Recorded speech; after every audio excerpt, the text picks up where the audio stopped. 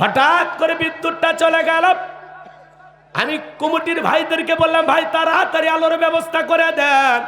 এইবার আমার ভাইয়েরা, অন্ধ হাফেজ সাহেব 52 বছর বয়স, আমার হাতটা ধরে বলে, হুজুর 52 বছর হয়ে গেছে, আমার চোখে কিন্তু কোনো আলো নেই। জন্ম থেকে আমি অন্ধ হুজুর। যে মা আমাকে জন্ম দিয়েছে, মাটা দেখতে কেমন আমি জানি না, আমার বাবা দেখতে কেমন আমি জানি না। ও হুজুর, আমি বিয়ে করেছি, বউটা দেখতে ফর্সা না কালা আমি জানি না। আল্লাহ তাআলা অনেকগুলো সন্তান দিয়েছে, ছেলেগুলোর চেহারা কেমন আমি জানি না, মেয়েগুলোর চেহারা কেমন আমি জানি না। ও হুজুর, আসমানটা দেখতে কেমন আমি জানি না, জমিনটা দেখতে কেমন আমি জানি না।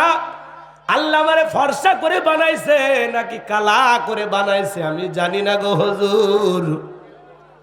এই পৃথিবীর জমিনে আল্লাহ তাআলা আমার চোখের আলো দেয় না, আমি মন খারাপ করি নাই।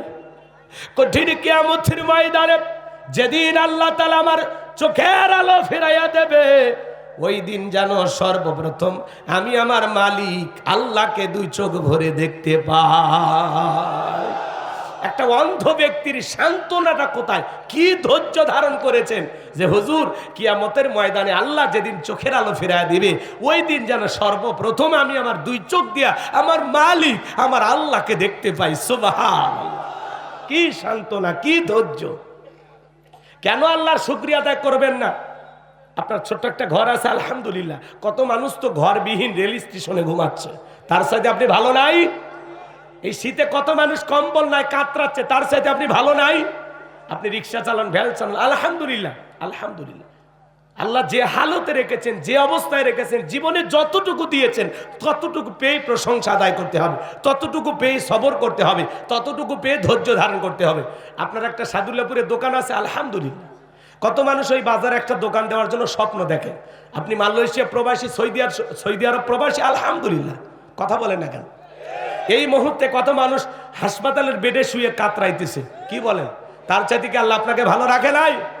ওই যে উক্তি শোনেন না, আল্লাহ নবী মুসা আলাইহিস সালাম একবার আল্লাহকে বলেছেন, আল্লাহ আমি যদি আল্লাহ হই আর আপনি যদি মুসা হন, আপনি আমার কাছে কি চাইবেন? আল্লাহ সেদিন বলেছিল, পয়গম্বর এটা তো সম্ভব না।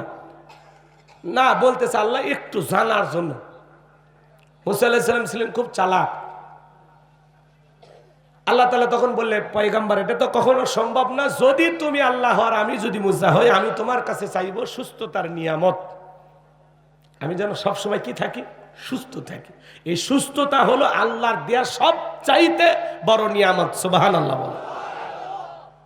একটু অসুস্থ হলে দেখেন না, আমরা কোতাকুতি করি আর আল্লাহ ডেকে দেয়া, আল্লাহ আল্লাহ আমি 5 ওয়াক্ত নামাজ পড়ি, জ্বর আমাকে দেখলো, আল্লাহ আমি সারা দেশে ওয়াজ করি, আমার গলাটা রেঙ্কে হলো। কথা বোঝেননি? এই যে কুত্তে কুত্তে আল্লাহ ডাক দিই। আমরা যখন অসুস্থ থাকি, নিঃশ্বাসে নিঃশ্বাসে আল্লাহকে স্মরণ হয়। আর যখন আল্লাহ তাআলা দয়া করে আমাদেরকে সুস্থতার নিয়ামত দিয়ে ধন্য করে দেন, এমন ভাব নিয়ে আমরা চলাফেরা করি, মনে হয় কোন রোগ কোনোদিন আমাদেরকে স্পর্শই করেনি। কথা বলেন? এই জন্য বাজার আসুন, সুখে থাকি আর দুঃখে থাকি, খেয়ে থাকি আর না খেয়ে থাকি, সব সময় প্রশংসা হবে কার? আপনারা সবাই কেমন আছেন? আলহামদুলিল্লাহ। ভাই কাল কি দেখা হতে পারে? ইনশাআল্লাহ। আবারও কয় আলহামদুলিল্লাহ। কি বলতে হবে? মানে আমাদের কোন দোয়া কোন জায়গায় পড় লাগে মাথা কাজ করে না। এক মুরব্বী চাচা পেশাব করতেছে আর দোয়া পড়তেছে, বিসমিল্লাহি ওয়ালা বারাকাতিল্লাহ। আমি তখন বললাম, চাচা এ তো খানা খাওয়ার দোয়া, তো পেশাব খানায় দোয়া পড়তেছেন। তখন বলতেছে, বাবা কোন দোয়া কোন জায়গায় পড় লাগে আমার মাথা কাজ করে না। কথা কি বুঝতে পারতেছেন? এই জন্য বাজান সর্ব অবস্থায় যেন আমরা আল্লাহ তাআলাকে স্মরণ করতে পারি। কেউ যেটা দেয় না দিতে পারে কি? কেউ যেটা শোনে না শোনে কে? আপনি আমি এই যে দুনিয়ার জমিনে এত সুন্দর আছি, এত ভালো আছি, কে দিয়েছেন ভাই? নিয়ামত গুলো কে দিয়েছেন? কত মানুষ দুনিয়ার থেকে বিদায় হচ্ছে আপনার চোখের সামনে, ওই কাতারে তো আপনি আমি একদিন সামিল হব। এখনো সময় আছে বাজান, নিজেকে পরিবর্তন করেন, বেশি বেশি আল্লাহ তাআলার কৃতজ্ঞতা আদায় করেন, হাহুতাশ করবেন না। আল্লাহ জীবনে যতটুকু দিয়েছেন আলহামদুলিল্লাহ। একজন কিশোরগঞ্জে ওয়াজ করতে গেলাম, একজন হাওয়াই মিঠা বিক্রি করত, সেই লোক 150 বিঘা জমির মালিক। মসজিদ মাদ্রাসার জন্য অনেক জায়গা দান করেছেন, আর বলে হুজুর আমি এরকম দুর্বল ছিলাম, সেখান থেকে আল্লাহ আমার এত কিছু দিয়েছে, তো কেন আল্লাহ শুকরিয়া আদায় করবেন না? ভাই একটু চিন্তা ভাবনা করে দেখেন তো, আপনার আমার কিছু ছিল, কে দিয়েছে?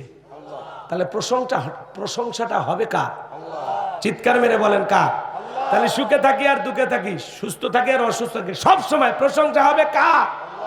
যদি জিজ্ঞাসা করে আপনারা কেমন আছেন, আলহামদুলিল্লাহ। অনেকে বলে হা হুজুর গরিবের থাকা না থাকা আমার মতো হতভাগা, কি আর বলবো হুজুর আসি কোনো মতে আলহামদুলিল্লাহ। মানে আলহামদুলিল্লাহ বলে কিন্তু অনেক কষ্টের পরে। এরকম লোক আছে না ভাই? কোনো কথা না, আপনার জীবনের কোনো সমস্যার কথা দুনিয়ার মানুষকে বলে লাভ হবে? সমস্যা দিবেন যিনি, সমাধান করে দেবেন তিনি। এজন্য আপনারা সবাই কেমন আছেন? আলহামদুলিল্লাহ। আল্লাহ যে অবস্থায় রাখে আলহামদুলিল্লাহ আলহামদুলিল্লাহ। মনে থাকবে নাকি আর কিছু বলা লাগবে? সময় নাই, ওইদিকে আমি যাব না।